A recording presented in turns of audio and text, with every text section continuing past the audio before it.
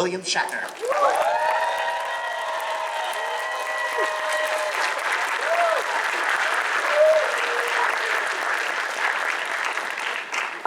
Hello, everyone.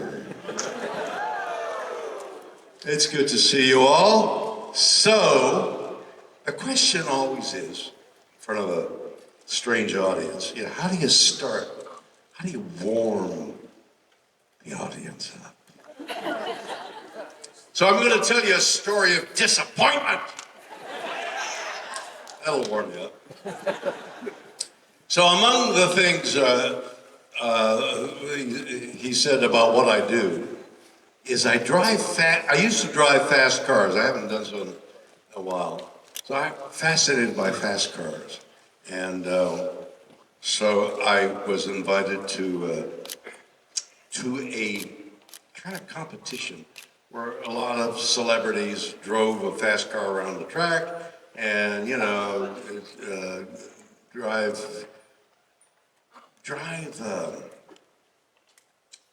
slow in and fast out. So you get to the apex of the turn and you're slowing down, not too much, and then accelerate out. And the limits of adhesion on your tires, you try and reach the limits of adhesion, but you need experience to do that. So people like Donny Osmond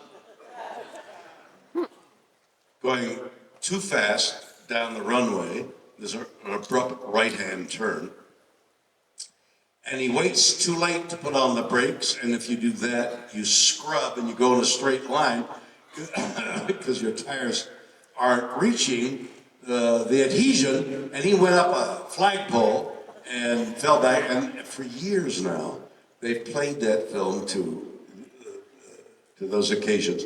Don't do this.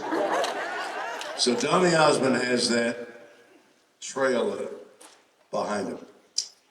So I did very well. I don't think I won any of those celebrity road races, but I was up there. So I loved the idea of driving somebody else's car with somebody else's tires and doing all kinds of mayhem. Then one day, I was asked to drive, help me, the ordinary cars that are souped up. What's that? The North Carolina, what's? Say it again. NASCAR? NASCAR. Thanks, Jesus. I was coming up with that thing. What's the name of that thing? What's the name of that thing? So stay with me. NASCAR. So NASCAR is different. NASCAR, you drive fast, like 190 miles an hour.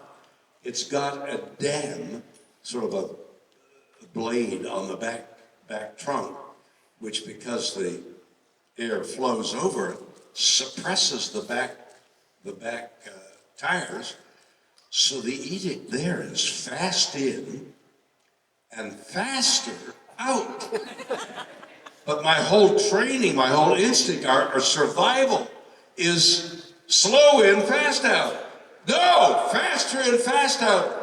And I won't go into why. There was two other people in the same car, and we were vying for who the two people would be. One is ignored, and I had to go 190 miles an hour around a turn, and all my intuition and instincts about speed was violated. And then on my third attempt, I said, screw it. And I pressed the accelerator, and because I have been I've taken some classes in judo where you have your, what do you call it? Your guts. What's it called? Oh my Lord. Anyway, you're supposed to, okay? God! Okay. Now you recognize that here, and you break the board. And I couldn't go faster and faster, so I thought, that's what I'm going to do. So as I approached the turn, I went, ah, and I went around. And I did it, 195 miles an hour. But I crossed the white line down there and I was disqualified, which I was very happy at.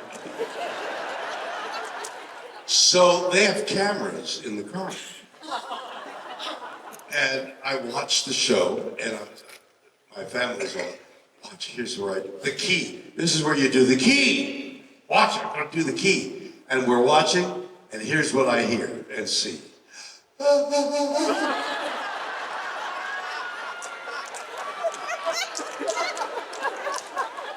So the disappointment has nothing to do with that. It merely whetted my appetite for fast cars. So about 6 months ago, one of the best lawyers in Los Angeles married to a lady, a wonderful lady, who produces a show that shows you the making, like the refurbishing of a car, like taking an ordinary car and making it a race car, making it, I guess, a NASCAR, close to NASCAR. So she said, how would you like to do the show? All you got to do is come in and tell us what kind of a car you'd like to have done, and we'll do it for you. And then, so you come in once, and then the months go by, and we'll fix it up. Then we'll call you, and we'll do the finale. Oh my God, look at that car. And you drive off, and it's your car. Well, I said, no. I said, yes, that sounds like a dream come true. I'd like to do that.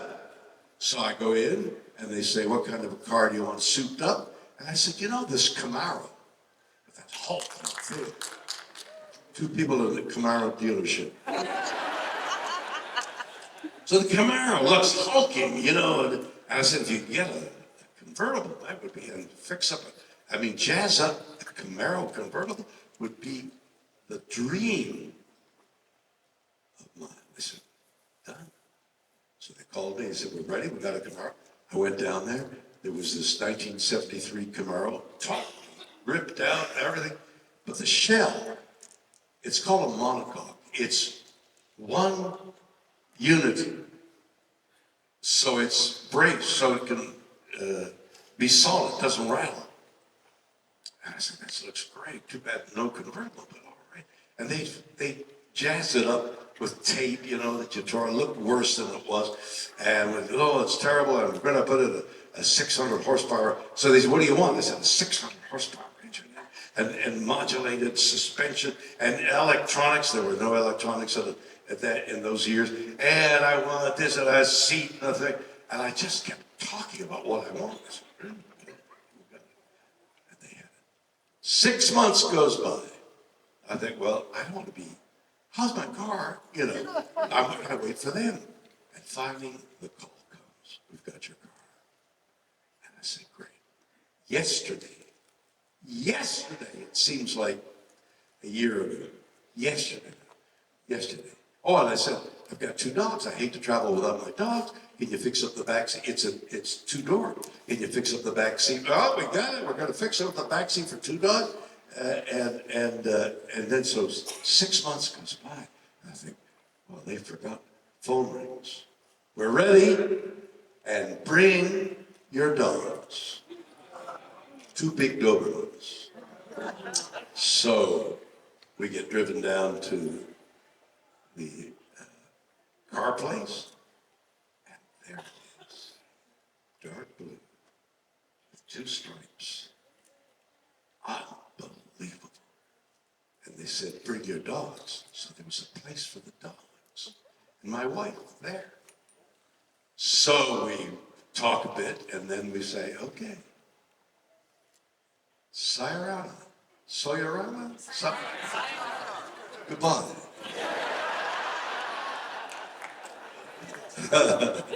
We wave goodbye, start the engine, I put it in gear, and it stalls out. Look, the big captain's come running. We got to adjust here. We got it set for a higher idling. You should be good now. And I put it in gear, and it just stalled out. Get on the freeway, and it stalls out.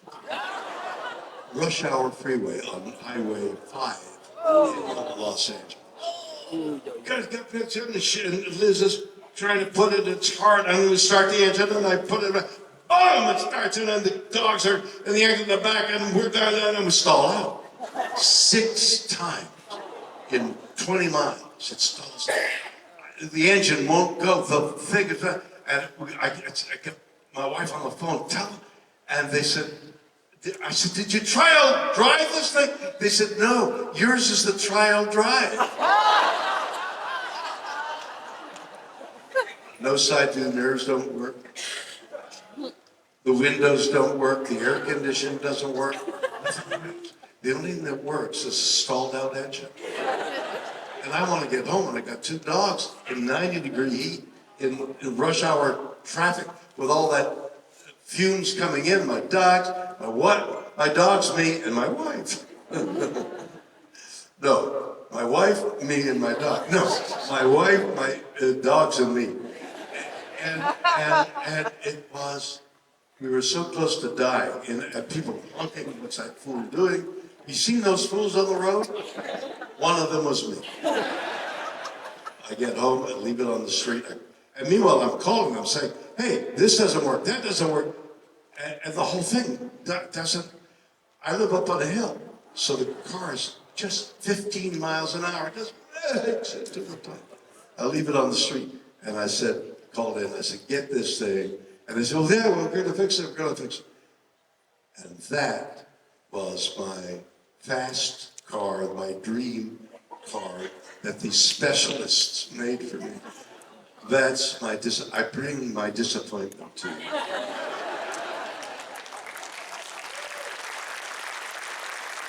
These guys who made the car are like great experts.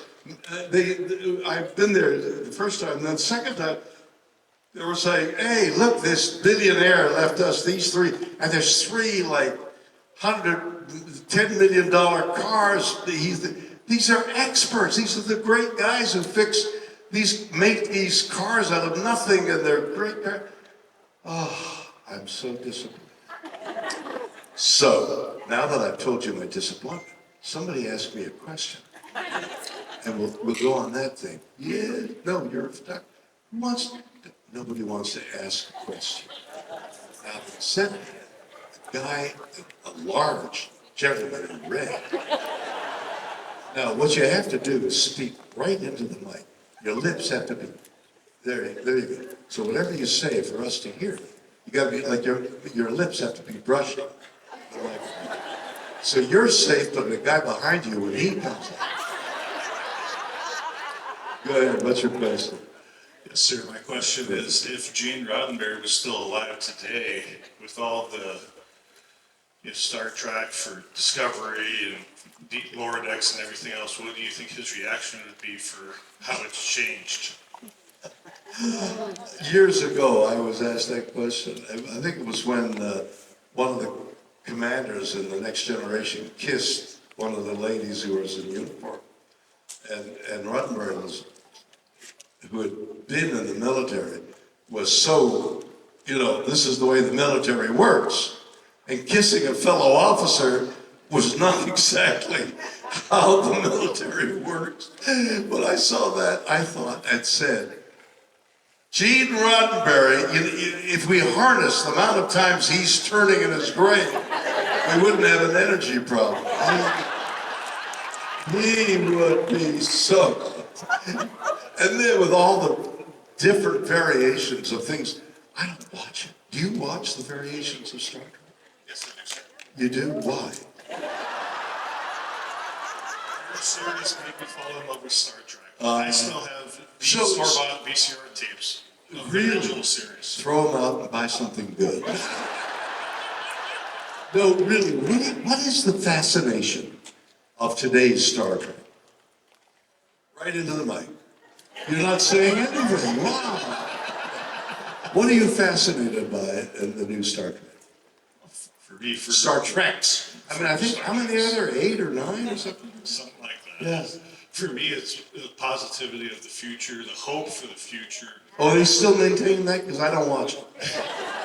I'm sorry to admit it, but I don't, and the question, I don't know why. I really don't spend that much time in front of a television set, except watching news and stuff like that. So it's nothing against Star Trek, although there's something in my psyche that doesn't want me to watch the rest of Star Trek. Maybe they're doing too well. What is your reasoning for watching? I personally enjoy all Star Treks, and last night I was actually watching the original series before I came here today. No kidding. Did you watch one segment or more? I've watched The Balance of Terror and Assignment Earth. Which one was the Balance of Terror? Balance of Terror was the Romulans. The Romulans. They were all the way through, weren't they?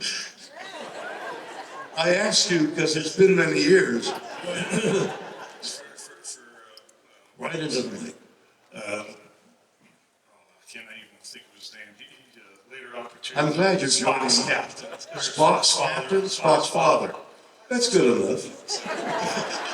That certainly identifies him. Mark Leonard. Thank you. What is it? Mark Leonard.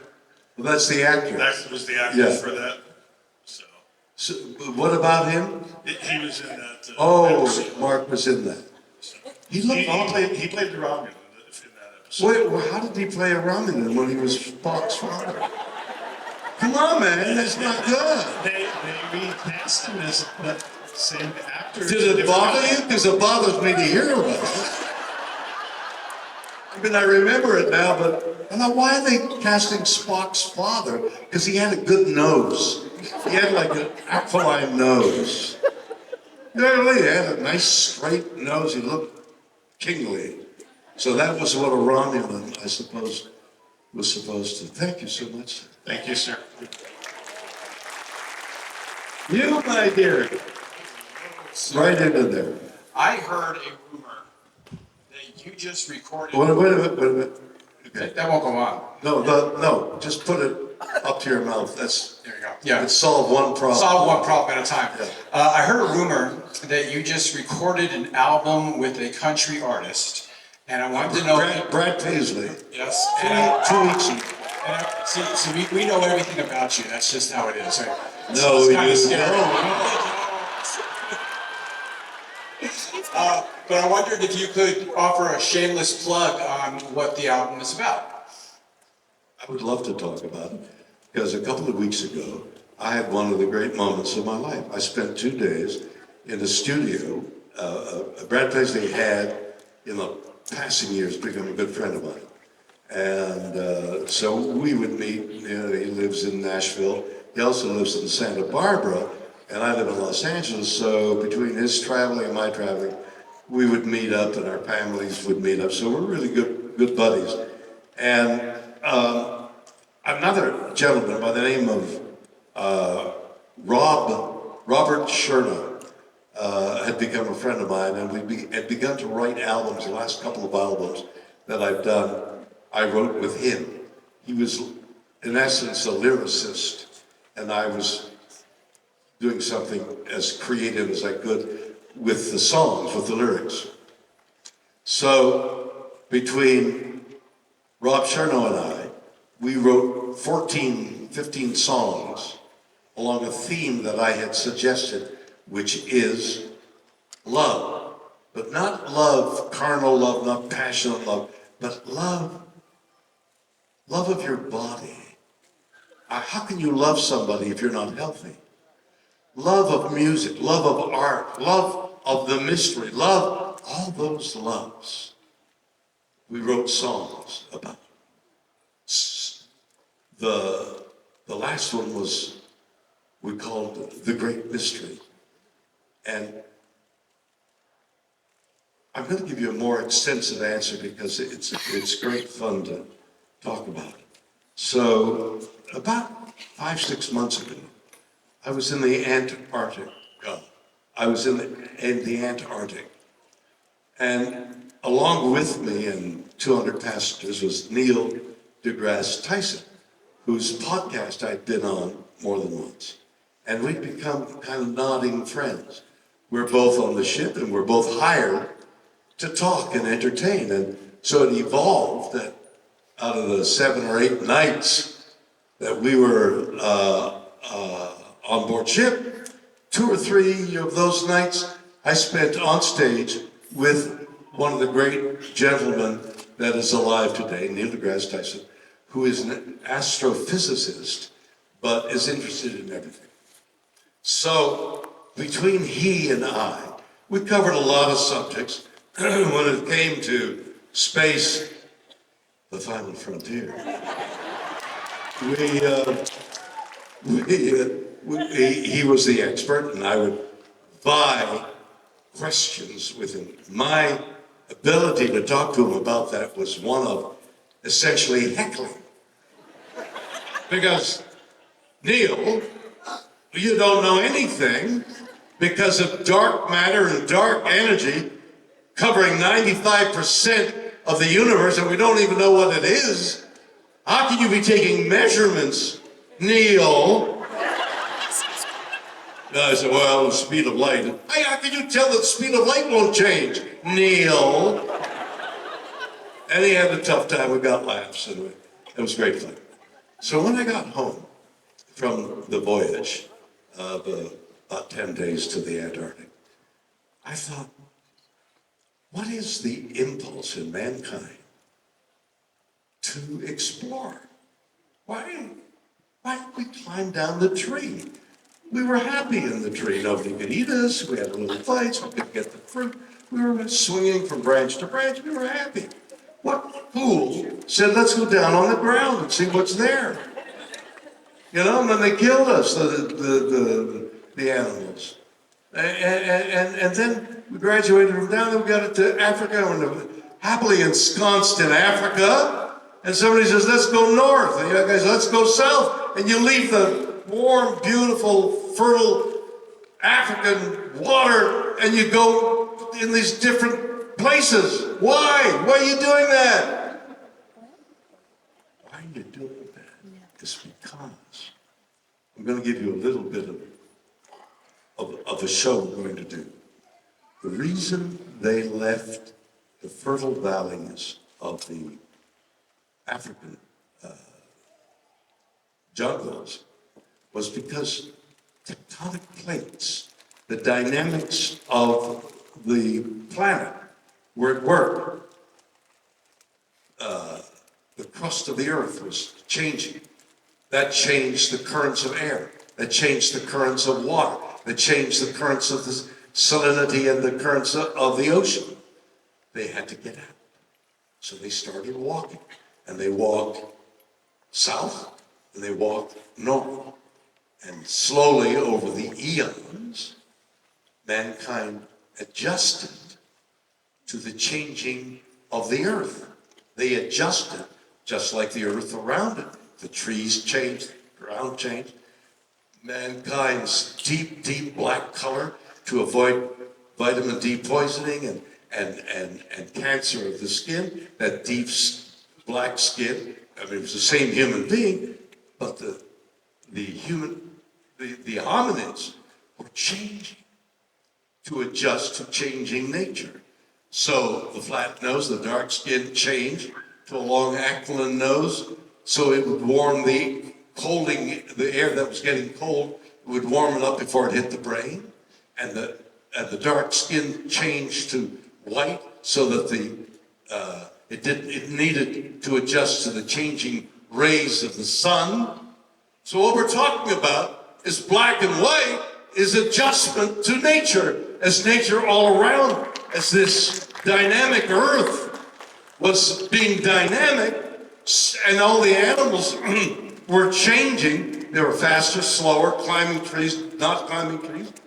Humankind changed color and changed physiology as a result of the changing earth. And I thought, well, where the hell does racism come in? We're the same thing. We're just animals that changed, adjusted to the adjusting nature. It was like a huge lesson. What is it? So I began to write a speech about what is this impulse for change? And then I thought, I wonder if Neil deGrasse Tyson would be interested in discourse on it. And we got the Daniel Fox, who produced the Voyage to Antarctica, and the three of us are going to, so he's going to produce, Neil and I are going to be in Washington, Washington, what's the big city in Washington? So, well, thank you. Go with me, I've got so much to talk about. So we're going to be in Seattle in June 16th, 17th, somewhere around there, on stage, ad-libbing 3 venues: geographical, spiritual, and medical. The discovery, the marching pace of discovery in those 3 places. One more note. So in my trying to discover why those 3 explorers, Shackleton, Scott, and Amundsen, who were explorers who went to the South Pole and failed, except for Amundsen. And there was a reason for his success, which was he pre-planned perfectly. Those voyagers became like I began to study them. Then I discovered Magellan, who is like unbelievable. Magellan was a military guy.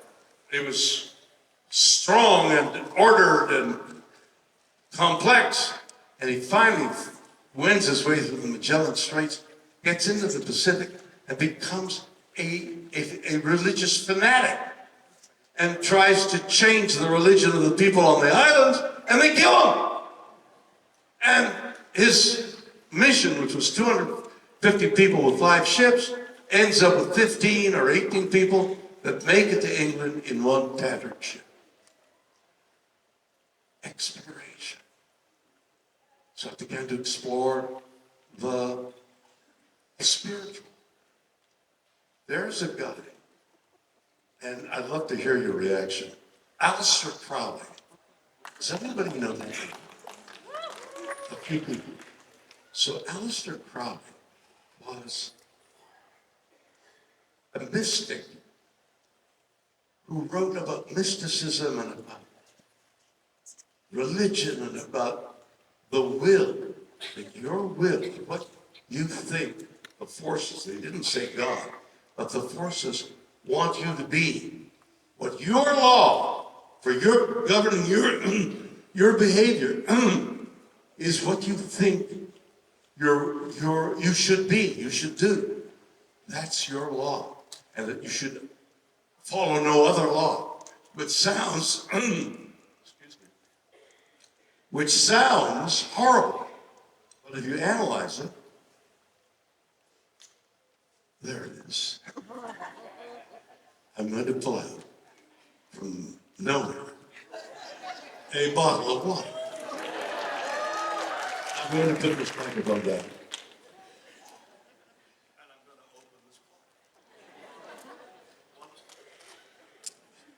One of the tests of old age is if you can open the water.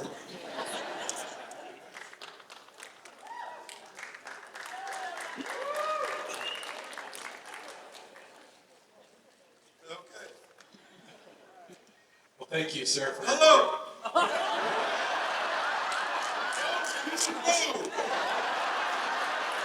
Aleister Crowley turns out to be a mystic, climbing the Himalayan mountains and founding a kind of religion, okay? Then along comes Frank Parker. Frank Parker reads Aleister Crowley, becomes involved in mysticism. But Frank Parker is a genius in rocketry. And without any degree in rocketry, he founds JPL, Jet Propulsion. And he's a rocketeer. He fires the first American rockets. Then he combines with L. Ron Hubbard who writes Scientology. Great Planet Earth. So from this mysticism and the rocketry and the finding of Scientology, which is based on how to win friends and influence people, you've got a whole journey. Just that little journey, let alone Moses and Zoroaster and all. You got a journey of such mystical discovery. And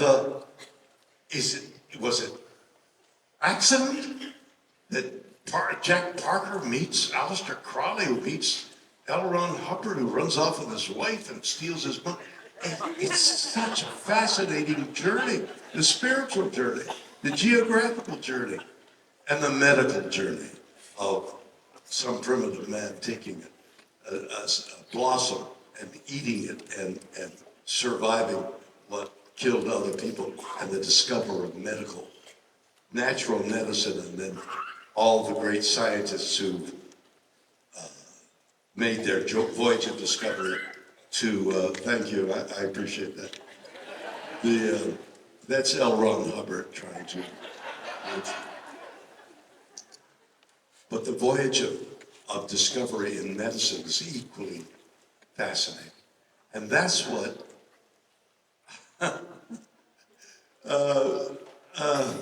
what Neil deGrasse Tyson and I've exhausted my brain, by the way, that Neil deGrasse Tyson and I will talk about on stage in Seattle in the middle of June.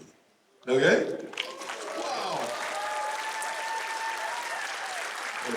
Thank you. All right, so right into the microphone. Hello, my name's Austin. Austin, that's perfect. Honor to meet you. As a man who continues to live faster than fear and his curiosity. Faster than fear. That's a great phrase. Faster, because we're all afraid. I'm afraid to step off the stage. I might stumble. You know, I mean, it's a little awkward that microphone in your face. You overcame your fear to ask a question. Oh, yes, sir. I'm shaking my boots. Are you? Well, you're wearing running shoes, so you're a liar. Bloody liar. What's your question? That's faster than fear. If you can overcome your fear about anything, whether it's eating some foreign food or going to some foreign land or entertaining a novel idea, it's fearful. That doesn't fit with my upbringing. That can't be true. But it might be true. Overcoming fear of discovery. That's what I'm talking about. That's beautiful, man. You can go away now. What's your question? Your Right into the mic. Your curiosity has inspired millions just like myself. I was curious if there's any ideas or projects you find yourself revisiting. I just talked to you about it, for God's sake. I've just done an album that may be the best thing I've ever done with a renowned Western artist, and there's one Western song, and the Western song. So, you know, coming in on the beat seems to be natural, right? But it isn't. It escapes you every so often. And I'm thinking, I'm an actor. I don't need to be right on the beat because, I mean, you could go off the beat. Not I was going to say Neil deGrasse, not Brad Paisley came to a Western song that we had written, and Brad said, "You're off the beat. Yeah. If you want to sing a Western song, be on the beat." He forced me. He directed me. It is our Western song about being on the beat. So fear. Go ahead, ask your question. Where are you going? That was my question, sir. Thank you Right. very much. Where's he going? That's your question. No, wait a minute. What? I don't understand. Your question was? My question was just what projects do you find I yourself see. lingering on or thinking Oh, about God, these days? so many projects happening. Let's see, something else is happening. I've got the album, I've got the performance, got something important. Thank you, sir. What? You have to speak into the mic. Thank you, sir. 95th birthday? 95th. Somebody's planning a 95th birthday thing. 95? God. I can't even say it without wincing. 95 years. The 95-year-olds, I know. What's your name? That's 95. Not you, sir. Not me, sir. What's your question? My question has to do with why do you think Right into the mic. why do you think Star Trek took off in Space 1999? What? They haven't got this yet. Wait a minute. Space what? 1999. I don't even know what that was. No, see, does anybody, Space 1999? Yeah. Do you all know what that is? About 10 people out of the way. That's your point. Well, what was it about, why was it even on the air? Why was 1999, tell me what you, since you know it, why was it on the air? It was another futuristic thing. The moon left orbit, and they had That to sounds survive. interesting. People were alive on the moon? Yes. And where did they go? Into space. That's why they call it Space 1999. It does sound a little ridiculous. I mean, what appealed to you about Star Trek? Well, Star Trek Right into the mic. Star Trek was far future, and Space 1999 was near future. Okay, forget about 1999. I don't want to hear that name again. What was it about Star Trek that made you watch it and speak? I mean, there's a difference. Just an inch away from the mic. The character dynamic more. The interactions Most of the between character. So, you- okay, I got it. So explain to me why the other editions of Star Trek are so popular. See, now I want you to come up to the stage. Come up here. And I'm going to ask you the question, and you turn around and do what you just did. Come on. Why are the other editions of Star Trek so popular? Thank you, sir. You're very good question. Now look at you. You're dressed in ecclesiastical robes. Oh, yeah. Why? Lucius Malfoy's here in town. Who? Jason Isaacs. Who? Jason Isaacs. Oh, Jason Isaacs. Captain Lorca. Yeah, Discovery. yeah. When was he in town? He's in, yeah, he's come now. He's here now? Yeah. Why is he hiding? I think he's great. Oh, yeah. He's one of my favorite actors. One of many. Yeah, but who really? You don't have to hide it for that. Come on, man. Come on. William Shatner. What's your question? So some of the media, entertainment news has reported that you have suggested you would like to return as Captain Kirk. Is that true, or is that just the media making, stories for click? It's not. Captain Kirk. Okay. Couple of fascinating questions. Maybe you got an idea, because that would help. How did I get from being underground at the age of, well, I was young, but I don't remember quite how young. Okay, but it's been what, 30, 40 years? Why are you shrugging? 90, so that's 30 years ago. You were in the Nexus for, Kirk was in the Nexus for, 80 years, so time has no meaning, so you might not have actually aged into the Nexus, so. But I'm underground. That's technology. I'm moldering in a grave somewhere. I mean, How do you explain it? if a point can give an old lady a pill that grows her a new kidney, that's the 23rd century. Wait a minute. You're all excited and you're a little off mic, and so I can't quite understand what you're saying. Slow. If movie McCoy could give an old lady a pill that grows her a new kidney in the 23rd century, the 24th century, maybe they got more, advanced medical. Oh, so they would dig me up. Okay, they had? Well, I wrote a book about coming back, and I handed it to the producer. I said, here's how I can come back. He said, we're not gonna do it. Because in the last season of Picard, they have Kirk's body at a Section 31 storage house, frozen, on ice. No kidding. They didn't pay me for that. I was all right. So you see the problem here. And then, what would I do? Don't know. Like I said, Well, you want me to come back, right? You want? What am I gonna do? teach a whole new group how to cheat Kobayashi Maru. He knows this stuff. There is that Smoky Academy show coming out. I would love if they could think of a way, they being the wonderful creative brains back at Paramount, if they could think of an interesting way of bringing me back, looking the way I do, I would be delighted to come back. It'd be great. But nobody's interested in coming back.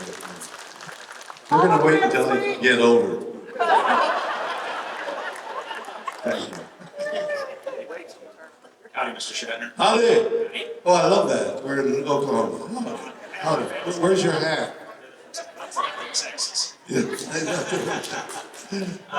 I ask my question, I can answer at least one of the more recent Star Trek shows is why it still resonates with Oh, us. that's great. That would be Scott Bakula's Enterprise series. Are they still doing it? No. It was, I got to know Scott, some things we were doing. Wonderful, a great actor, and a wonderful guy. But he was like, almost present times, wasn't it? Wasn't he it sure? was about 100 years in the future. Yeah, 100 because years in the future. We tie back in with his series a lot with Limitless Space Who's Institute. we?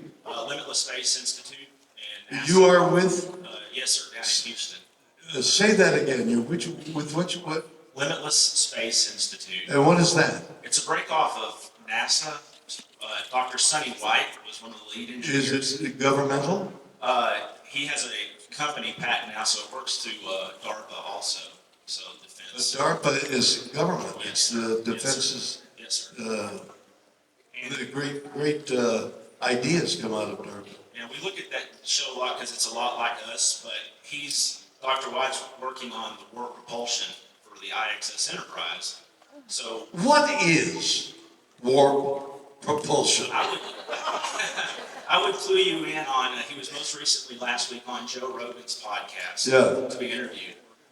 That is where, we try to achieve warp speed with a ship within 100 years, so 10 years. What is the principle? So we talk about, conservation in the Earth and the solar system, so What is the principle of propulsion? that would be advancing from nuclear to where we have a system where it's within a warp bubble, fabric of space, time, Okay, and so so hold on a minute. You're thinking nuclear propulsion. that's the next step. That's the next step. Yes, Is sir. there anything beyond nuclear propulsion? Yes. What is it? That would be where you take a warp engine in there, which would need something along the power curve. When you say warp engine, are you referring to the fictional warp So engine? right now it's on a very, very, very small level. Very small level. Level of what? Like nanoparticle level. So you're talking about its ability to be extant is on a very, very small level. Right, so So it doesn't exist. not yet. Hopefully Okay, within- why don't scientists say that? Yeah. I guess you have to start somewhere. Right. And I'm not a physicist in that sense. What are you? I'm an engineer, so, but, In that area? yes, sir. I was a flight engineer. Now I do speaking engagements. To do what? Basically, go out and talk to the youth of America. Are you looking for the youth of America to join Yes, sir. the future? Yes, sir. That is a fact, and that's what the future of America is.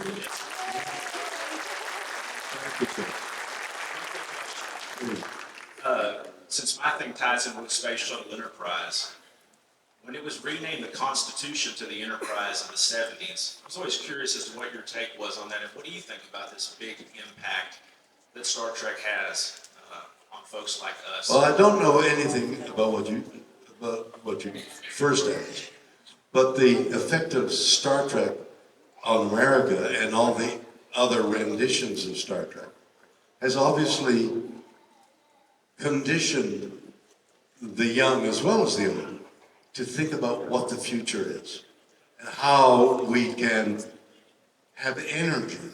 And I've talked to a lot of people in your field, and the thing is, everything is energy. When we can make energy that doesn't harm the earth, the world, we've reached our purpose. So green energy is our impulse. We need green energy.